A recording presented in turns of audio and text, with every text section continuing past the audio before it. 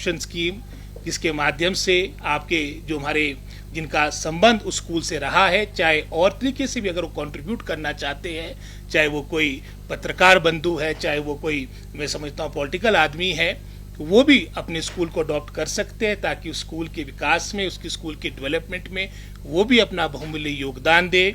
मुख्यमंत्री बाल पौष्टिक योजना, ड्रेस कोड, ऐसे बहुत से निर्णय लिए गए जिसके माध्यम से आप जानते हैं कि इन 3 वर्षों में जो आपके सर्वेक्षण एक समय में पिछली सरकार के कार्यकाल के दौरान विशेषकर जो आपके नेगेटिव सर्वेक्षण आ रहे थे, निराशाजनक सर्वेक्षण आ रहे थे, उसमें भी सुधार आपको देखने को मिलेगा। जहां 2021 में आपने देखा होगा, 2021 में जो आपका नेशनल असेसमेंट सर्वे का जो सर्वेक्षण की रिपोर्ट आई थी, उसके अनुसार जहां अतीत में हिमाचल प्रदेश हमेशा टॉप 5 स्टेट्स में गिना जाता था, हम 21वें स्थान पे पहुंच चुके थे। आपकी परख की रिपोर्ट, ये भी महत्वपूर्ण आपकी रिपोर्ट है जिसके माध्यम से पूरे भारतवर्ष के हर प्रदेश की जो शैक्षिक स्थिति उसकी बारे में आपको जानकारी मिलती है। उसमें भी आप 8वें स्थान पे पहुंच चुके थे।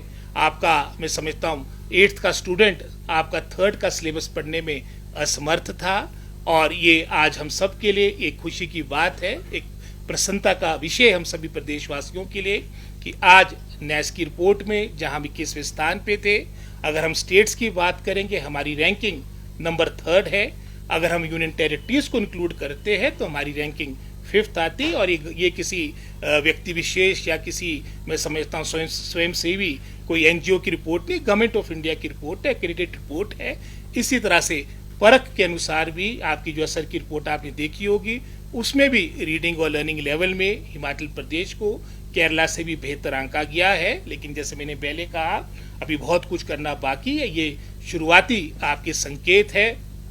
और इसी तरह से आज हिमाचल प्रदेश को टोटली साक्षर, टोटली लिटरेट स्टेट के रूप में भी घोषित किया गया। आप जानते हैं कि 1947 के हिमाचल प्रदेश की अगर आप बात करेंगे, उस वक्त आपकी जो पूरी लिटरेसी रेट हमारे प्रदेश की राष्ट्रीय स्तर पे जो 13% थी, आपकी हिमाचल प्रदेश की मात्र 7% के आसपास थी। और अगर हम उसमें महिला वर्ग को जोड़ेंगे, सिर्फ 2% के आसपास आपकी लिटरेसी थी। इसी तरह से आज वो अगर हम आप साथ लगते प्रदेशों की बात करें, उदाहरण के तौर पे, क्योंकि बहुत बड़ा आधा हिमाचल प्रदेश हमारा वो है जो आपका पंजाब से कटकर हिमाचल प्रदेश में 1960 के दशक में जुड़ा था। आज आप पंजाब का आपका लिटरेसी रेट 83% है। आज हिमाचल प्रदेश का जो लिटरेसी रेट है वो गोवा के साथ हाईएस्ट इन कंट्री 99.30% है। तो मात्र ये 5-7 यूनियन टेरिटरीज और आपके प्रदेश है जिन्हें टोटल लिटरेट स्टेट के रूप में घोषित किया गया है। तो ये भी एक बहुत बड़ी उपलब्धि हमारे प्रदेश के लिए, क्योंकि अपने कठिन भौगोलिक परिस्थितियों के कारण हमारा प्रदेश जाना जाता था। और आज शिक्षा के क्षेत्र में, अन्य क्षेत्रों में एक अच्छा मैं समझता हूँ कार्य हुआ है, और इसके लिए मैं अपने विभाग को बधाई देता हूँ, समस्त प्रदेशवासियों को बधाई देता हूँ। Inspired by a magical realm, Mriganka by Tanishq। साथ ही साथ हमारे विपक्ष के साथ भी, जैसे आमतौर पे अभी हमारी आपदा का दौर चला, आपके सामने अभी मौसम की सामने कितने घने बादल आज के समय में भी है। जो जून में आपका क्रम आपका मैं समझता हूँ वर्षा का प्रारंभ हो गया था, जो नुकसान आपका मंडी जिला से प्रारंभ हुआ था। नवीनतम उदाहरण आपके समक्ष बिलासपुर का है, जहां पर हमारी लगभग कोई 17 बहुमूल्य जानेगी, लगभग कोई 5,500 करोड़ का नुकसान आपका प्रदेश का वर्तमान तक हो चुका है। और साथ ही साथ, और अगर हम डेट्स की बात करेंगे तो 2023 में जहां इंफ्रास्ट्रक्चर का लगभग कोई 10-12 हज़ार करोड़ के आसपास का नुकसान हुआ था, लेकिन जो जानी नुकसान हुआ है वो 2025 में 2023 से अधिक हुआ है। लगभग कोई 500+ एक्सीडेंटल डेथ्स को भी मिलाकर आपकी जो संख्या बन रही है वो 500 से अधिक बन रही है। तो बहुत बड़ा मैं समझता हूँ एक चिंता का विषय भी है, लेकिन सरकार अपने स्तर पे पूरा प्रयास कर रही है। हालांकि आप जानते हैं कि अगर आप पीडीएनए की बात करेंगे, आपकी गवर्नमेंट ऑफ इंडिया ने स्वयं इस बात को असेस किया था कि लगभग कोई 10,000 करोड़ का नुकसान इंफ्रास्ट्रक्चर का हिमाचल प्रदेश में हुआ है। हमें जो राहत मिली वो आप जानते हैं वो 2025 में मिली, और 25 में भी जो राहत मिली है उसमें मात्र जहां 2,000 करोड़ की बात करते हैं, उसमें से 2,000 करोड़ में से 500 करोड़ तो वो है जो प्रदेश सरकार का अपना है, लेकिन जो भी केंद्र से हमारे को मिला है मात्र 400 करोड़ के आसपास की राशि मिली है। और इस वर्ष भी आपके लगभग हमारा 5500 के आसपास 5500 करोड़ के आसपास की क्षति हुई है। और जहां 2023 में प्रधानमंत्री जी नहीं आ पाए थे, लेकिन इस दफा तो वो भी स्वयं सारी बातों को देख के गए हैं। हमें आशा है कि जो उन्होंने अनाउंसमेंट भी की, लगभग कोई 1500 करोड़ की अनाउंसमेंट इस दफा भी की थी, शीघ्र अतिशीघ्र ये राहत का पैसा हमें दिया जाए। अगर ये पैसा लेट मिलेगा तो उसका कोई, मैं समझता हूँ, अर्थ नहीं होगा। और आज हमारे विपक्ष के साथ इन बातों को लेकर जहां गवर्नमेंट पे अटैक कर रहे हैं, लेकिन साथ ही साथ ये भी देखिए जो केंद्र के द्वारा जो हमें राहत मिलनी है, जो हमारी मदद समय पर होनी चाहिए, उसमें जो अभाव 2023 में देखने को मिला है, वो वर्तमान में 2025 में भी कोई ज़्यादा बेहतर स्थिति नहीं। अभी भी कोई, मैं समझता हूँ, जो पैकेज की मांग वर्तमान सरकार कर रही है, हिमाचल प्रदेश की जनता जनार्दन इस बात को लेकर केंद्र की तरफ देख रही है। जहाँ प्रदेश सरकार ने अपने स्तर पे जो हो सकता था, उदाहरण के तौर पे जो रिलीफ मैनुअल में संशोधन किया गया, वो पूरे भारतवर्ष में ऐतिहासिक है। जहां पहले मात्र, मैं एक उदाहरण दे रहा हूँ, 1,30,000 के आसपास की राशि आपको घर के नुकसान पे होने पर मिला करती थी, आज वो राशि बढ़कर 7 लाख हो चुकी है। ऐसे हर दृष्टिकोण से को जितने भी बिंदु है, सब जगह एक रचनात्मक बढ़ोतरी की गई है। तो जो विपक्ष की बातें मात्र वो राजनीतिक सीमित है, और जो मदद हमारी केंद्र के द्वारा होनी चाहिए, उसमें बहुत बड़ा अभाव पहले भी देखने को मिल रहा था, और वर्तमान में भी कोई स्थिति में सुधार नहीं हुआ है।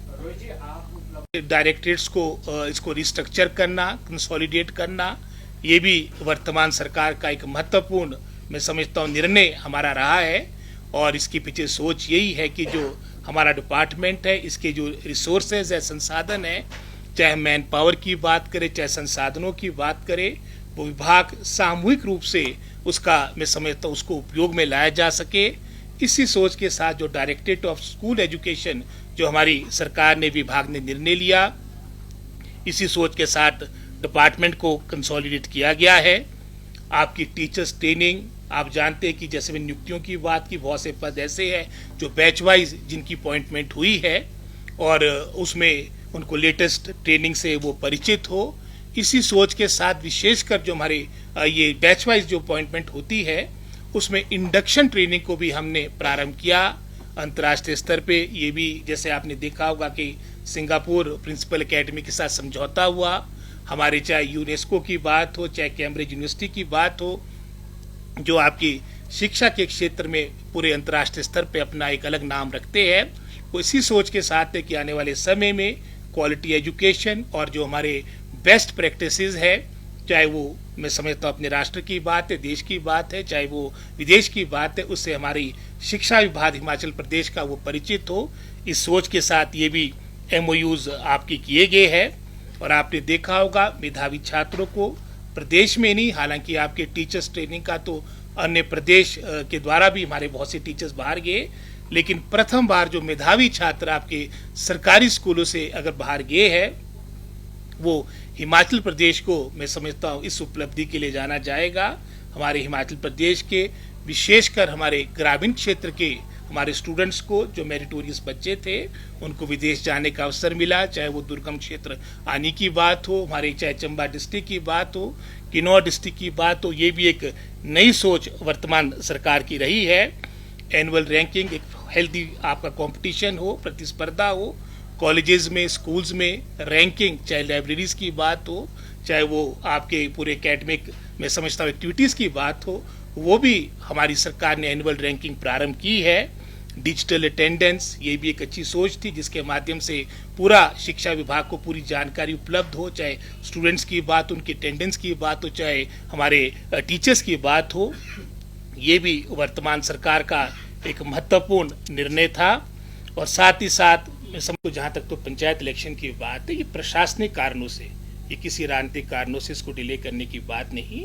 और इसमें आप सभी से, जैसे मैंने उदाहरण के तौर पे आपके आपदा के दौरान जो नुकसान प्रदेश का, वो आपके समक्ष है।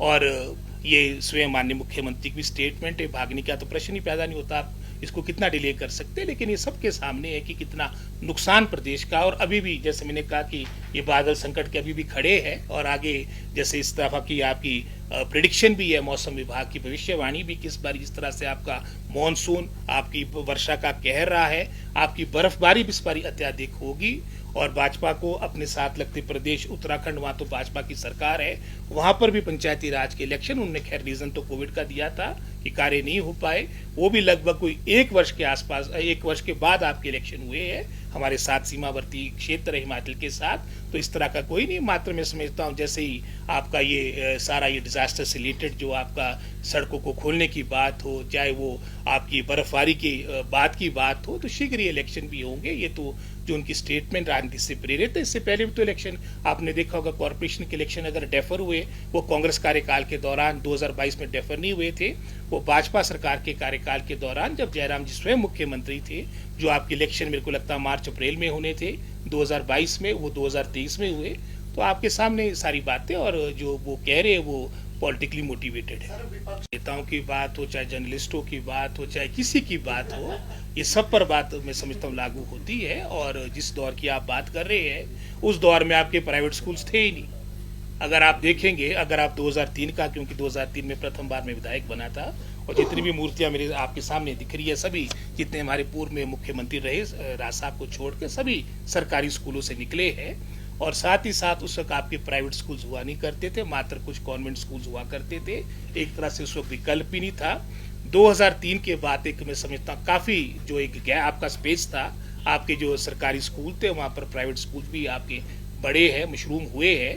तो निश्चित रूप में अब किसी को अब बाध्य तो किया नहीं जा सकता कि वो एक डिसीजन होता है। मैं तो चाहता हूं कि बाकी स्टेट्स ने भी अडॉप्ट कर दी। मैं तो डे 1 2023 से लेकर इस बात को कह रहा हूं कि जैसे हम अपने क्वालिटी एजुकेशन की भी बात कर रहे हैं, हालांकि हमने प्रयास किया, कई कठिन परिस्थितियां होने के बावजूद भी उसमें सबसे महत्वपूर्ण है ये ट्रांसफर पॉलिसी हो, ताकि जो एक तरह से आपका जो शैक्षिक सत्र के दौरान हमने निर्णय लिया था, पिछले वर्ष भी लिया था, हालांकि वो निर्णय भी काफी मैं समझता हूँ उसमें विरोध भी सहना पड़ा, लेकिन हमने निर्णय लिया और उसका परिणाम था। जैसे असर की रिपोर्ट आ रही है, आपकी नैस की रिपोर्ट आ रही है, अगर आपका टीचर आपका पूरा कंसंट्रेशन के साथ हमको पता है कि हमने इसी स्कूल में कार्य करना है, तो निश्चित रूप में उसके पॉजिटिव रिजल्ट्स आएंगे और इसका हल आज नहीं तो कल आपको ट्रांसफर पॉलिसी बनानी पड़ेगी। इसके बारे में तो मैं पिछले 3-4 महीने से अपनी स्टेटमेंट दे ही रहा हूँ कि अब वर्तमान में जो कार्यभार मिला है, सबसे बड़ा विभाग है, मैं इससे संतुष्ट हूँ, लेकिन और ये कार्यभार भी हाईकमान ने दिया है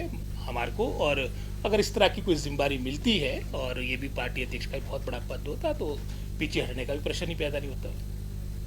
लेकिन काम करने की जहां बात है, उसमें हमारा प्रयास पहले भी रहा है, और त्रुटियां आपकी कम से कम हो आने वाले समय में। 100% त्रुटि मुक्त कभी भी कोई भी विभाग नहीं रह सकता, कभी समाज नहीं रह सकता है, लेकिन ये